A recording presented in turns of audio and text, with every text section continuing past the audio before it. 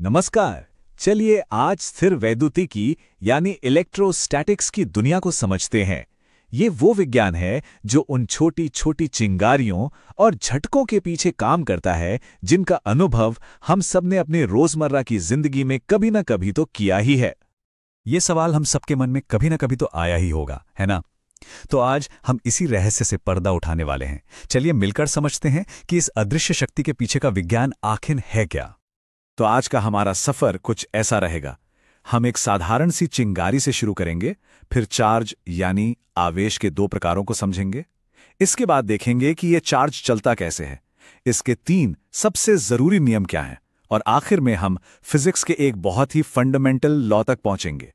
तो शुरू करते हैं। हमारा पहला पड़ाव है उस अदृश्य फोर्स को समझना जो इन आम सी लगने वाली घटनाओं के पीछे काम करता है।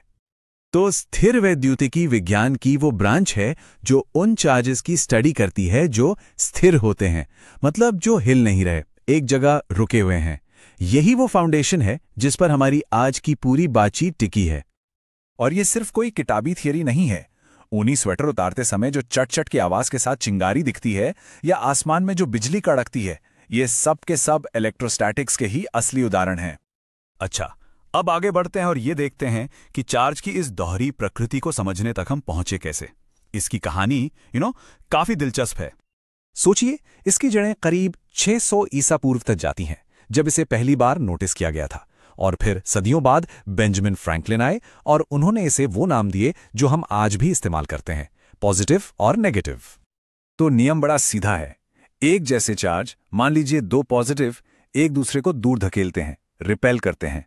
और जो अलग अलग चार्ज हैं, यानी एक पॉजिटिव और एक नेगेटिव, वो एक दूसरे को अपनी तरफ खींचते हैं, अट्रैक्ट करते हैं।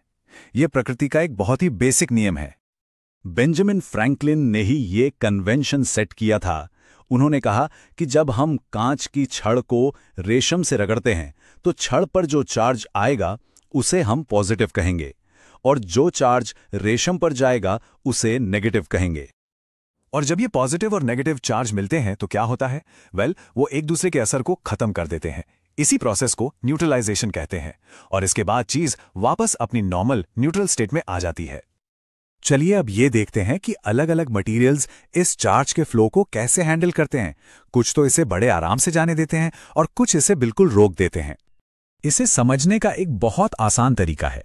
सुचालक यानी कंडक्टर्स बिजली के लिए हाईवे की तरह हैं, जैसे कोई मेटल या हमारा शरीर, जहां चार्ज आजादी से घूम सकता है। दूसरी तरफ कुचालक यानी इंसुलेटर्स रोड ब्लॉक की तरह हैं, जैसे प्लास्टिक या लकड़ी। ये चार्ज को वहीं का वहीं रोक देते हैं। तो कोई भी चीज चार्ज होती कैसे है? असल में ये प्रक्रिया बहुत सिंपल है। जब 2 चीजों को आपस में रगड़ा जाता है तो असल में होता यह है कि इलेक्ट्रॉन्स एक चीज से कूदकर दूसरी में चले जाते हैं।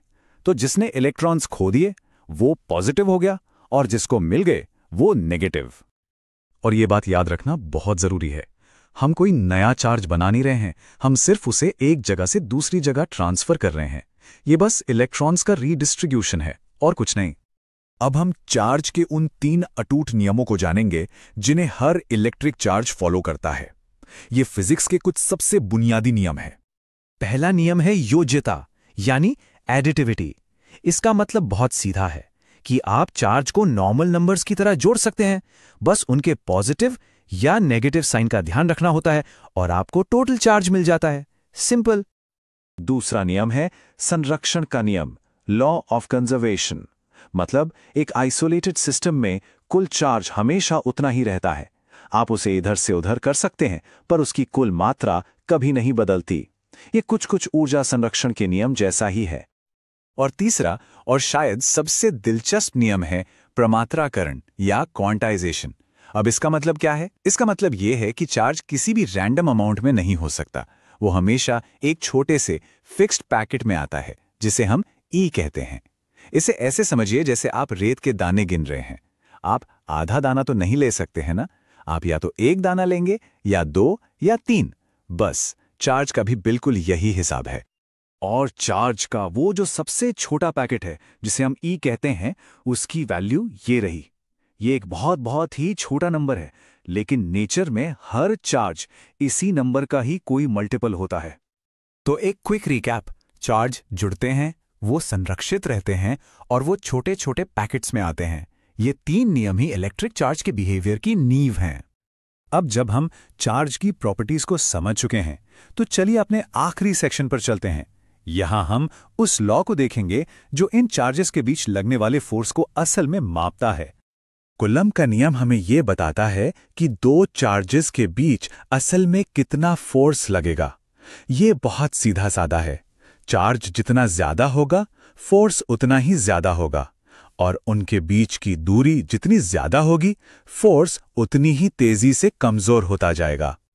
और ये शानदार सा फॉर्मूला हमें उस फोर्स को एकदम प्रिसाइसली कैलकुलेट करने की ताकत देता है। इससे हम ठीक ठीक पता लगा सकते हैं कि दो चार्जेस एक दूसरे को कितनी जोर से खींच रहे हैं या धकेल रहे हैं। यही वो गणित है जो बताता है कि दरवाजे की कुंडी छूने पर जो छोटा सा जैप लगता है, उसके पीछे कितना बल था। और अब आखिर में एक सवाल। हमने अभी अभी सीखा कि एक जैसे चार्ज एक दूसरे को दूर धकेलते हैं, तो फिर एक एटम के इतने छोटे से न्यूक्लियस में इतने सारे पॉजिटिव प्रोटॉन एक साथ कैसे टिके रहते हैं?